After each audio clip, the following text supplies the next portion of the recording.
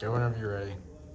Okay. Paper Slide Project by Lily, Jack, and Dakota. Lily is transitioning the slides, Jack is recording, and Dakota is speaking.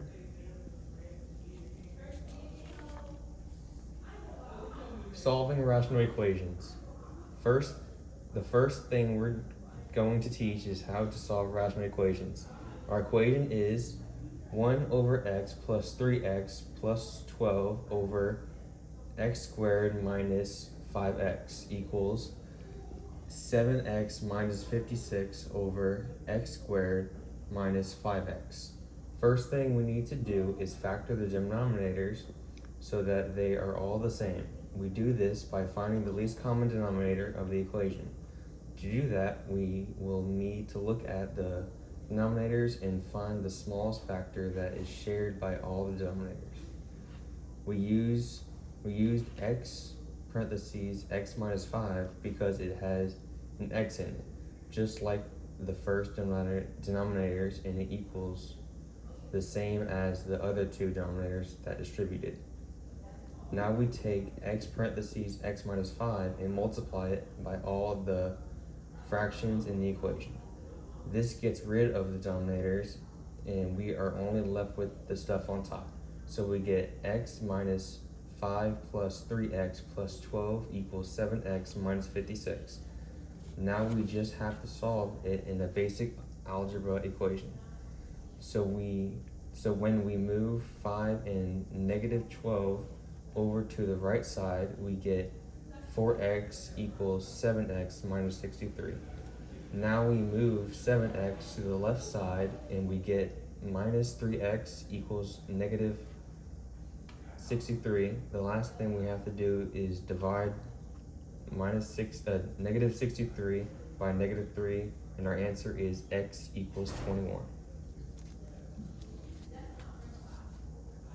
Solving polynomial inequalities. So now we are going to move on to solving polynomial inequalities. Our equation is f of x equals parentheses x plus 3x squared parentheses x minus 1 is greater x plus 3 squared times x minus 1 is greater than 0. The equation is already factored, so we can get rid of solving it. The first thing we have to do is take each piece of the inequality and set it equal to 0. Then solve for x. We need to do this because it tells us the zeros at which the graph changes to positive or negative. Looking at our work on the slide here, our zeros are negative 3 and 1. Now we draw something called a sign line.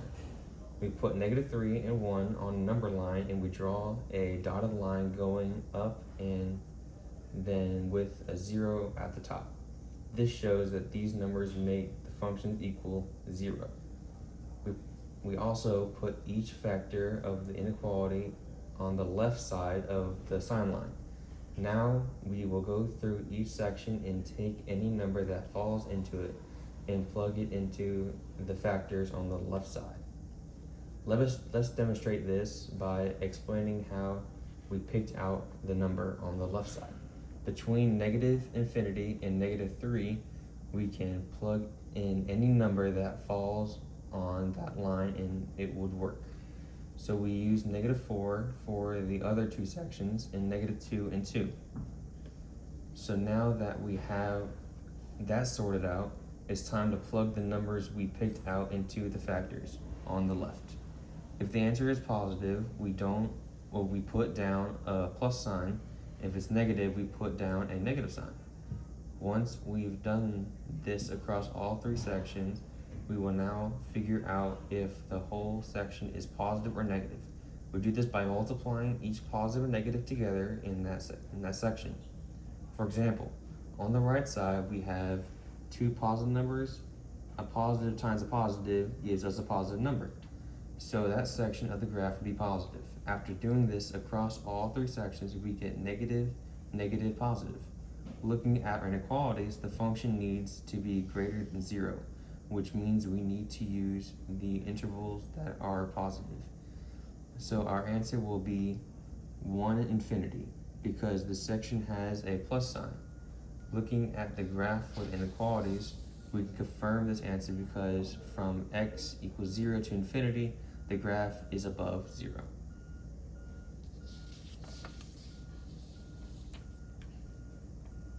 Solving rational inequalities.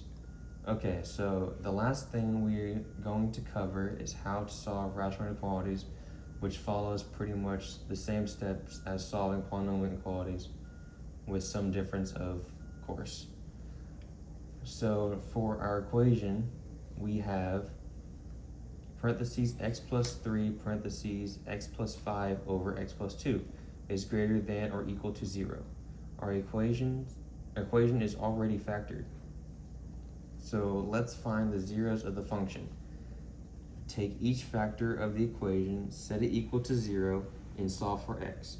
We get -5 and -3 and -2, but -2 is special because this answer came from the factor that in the denominator, -2 wouldn't work because it makes the denominator 0 when plugged in for x, which is not allowed because you can't divide by 0. We'd still put -2 on our sign line, but we have to denote it as does not exist. Looking at our sign line, we do this by drawing a dotted line going through the -2 with D and E at the top instead of 0, like the other two numbers on the sign line. Instead of breaking up the function by factors, we keep it together and put it on the left side of the sign line. Now we will find the values we want to plug in into the function for each section. Going from left to right, we use -6, -4, -2.5, and -1. Now we plug these into our function and determine if the section is positive or negative, just like with solving polynomial inequalities. We get negative, positive, negative, positive. Looking back at our inequality and functions needing to be greater than or equal to 0, so we use the intervals -5, -2, and -2 infinity. So our answer would be -2, -2, -2 infinity. We put brackets around the first two intervals because the inequalities is greater than or equal to, so those values would be included. However, we can't put brackets around -2 because it does not exist and therefore can't be included in our answers. Looking at our graph, we can confirm this answer because -5, -2, and -2 infinity are above y equals 0.